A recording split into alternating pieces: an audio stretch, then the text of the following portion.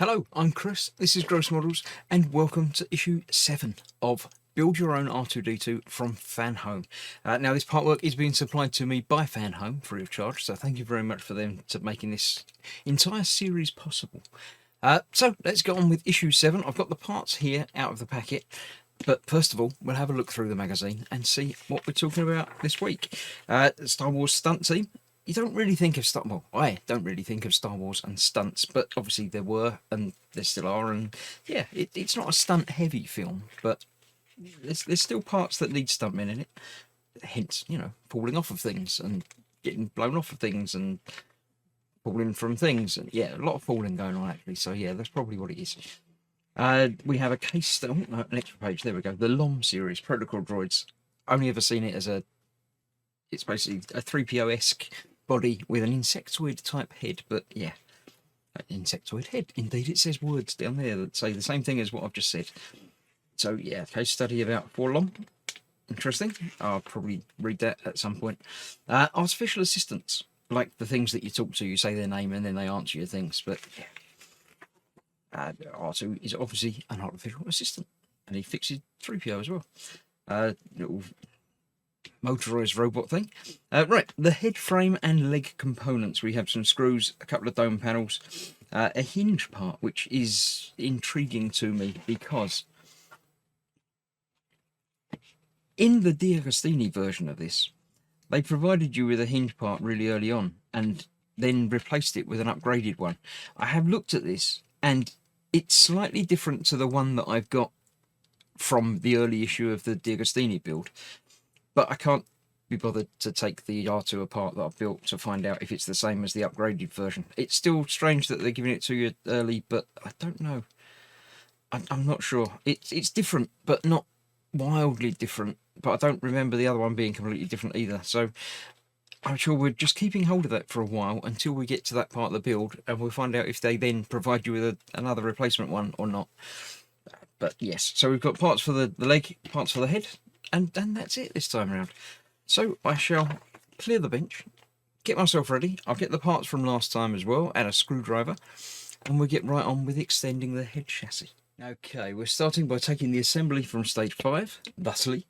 2 new frames, 4 more silver screws and nuts. Now, they gave me loads more nuts and screws, which I've just put into the pot there because I don't need them at the moment.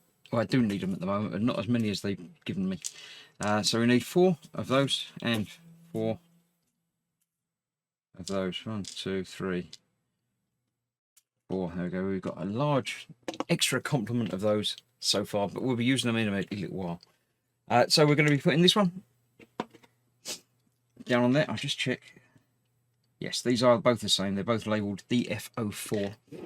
So one's going to go there, like that, held in place with nuts and screws. So you've got 2 nuts that go onto the top section like that, and then it pulls out, and then you put it in again.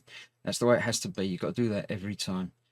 So that goes on there. I'll hold it in place with a finger while we put the screw in to locate it in the right place. Not tightening it down yet, although it can't go anywhere. And then we're doing the same again with the other one. Put that in there, hold it in place, screw in, and you'll feel the screw locate into that nut, assuming you've got your finger over the other end of it. That's that. Then we can go back and tighten those up in a moment. But first of all, we're going to put the other one on. We're going to put that on, does it say where it's got to go? Let's have a look. The other hole in the frame, yeah, and it's putting it below. So we're going to put the other one on there in exactly the same way. So there is a pin in the middle of this piece here that locates into the middle there, so it really can't go, you can't go wrong. I bet I could. If you try really hard, you probably can go wrong. But in normal use, in normal building, you're going to be hard pushed to do this wrong. This isn't the bit that's complicated as yet. So that's not going in. Oh, that's, I've got it a little bit cross-threaded. See, you can go wrong. If you try hard enough, you can go very, very wrong. Not sure why that's gone wrong. Feels like that's just rotating now. I'm going to have to take that out and try again. And I can't get it out now because... There we go. Doesn't feel like that screw is going into that. There it goes. I think I had it slightly cross-threaded and it was just skipping over a little bit. So now I'm sure they're in the right place. They're lined up. I can go back, tighten up all of these. They were tight already because they were the ones I did last time, yes. So there we have the completed frame assembly. It's not completed, but it's completed for today. So that's that. That can go off to one side. Now we get to play with these bits. I'll take them all out because, yeah, the two... There's the tiny piece. Those two pieces will be kept for later. I don't remember the teeny tiny little bit, but there we go. So we've got two of the screws. Right, these are identical pairs, so these just go on there a bit like that with the screw.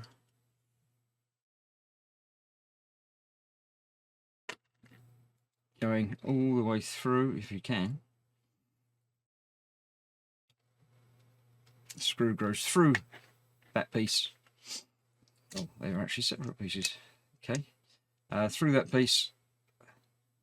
Let's do it separate because we can.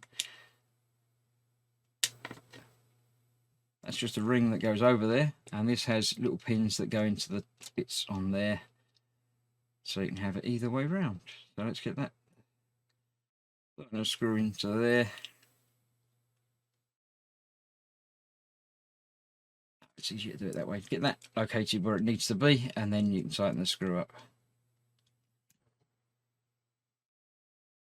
Backwards a little bit to make sure it locates into the right place. There we go.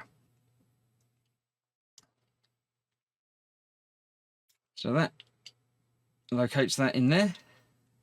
Make sure it's located home, and then you can tighten it down as tight as you can. Like that. Exactly the same with the other one, so without the faffing about and taking it apart. I'm just going to do it as is on that one, with a completely different set of faffing about, obviously, because you can't just do it straight away. That'd be far too easy and boring. So repeat all 5 steps to complete the second set of components. Yeah, there we go. You will see how to attach them in the next stage. That's loose, so I do need to tighten that up some more.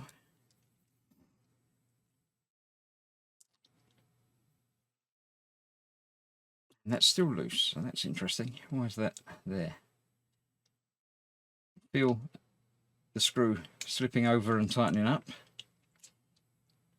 That's in the correct orientation. It's the same as that one was. But for some reason...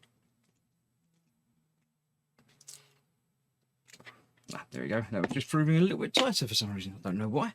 So that's that. Get rid of that. Obviously, make sure before you throw away any packaging, make sure there's no little bits stuck in there, because that little bit, for instance, could easily be stuck in the plastic. But in my case, it's not. So there we go. That is the completed assembly. As ever, there's nothing on the back page of the magazine, so I'll just leave it here. I shall see you soon for issue number 8. That was 7, of course. So thank you for watching. Stay safe, and I'll see you soon. Bye-bye for now.